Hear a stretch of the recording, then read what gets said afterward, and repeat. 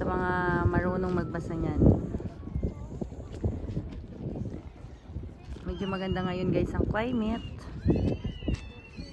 Ayan o. Diba? Ay, ang ganda naman. Mga doon banda o tahimik. Oh my gosh.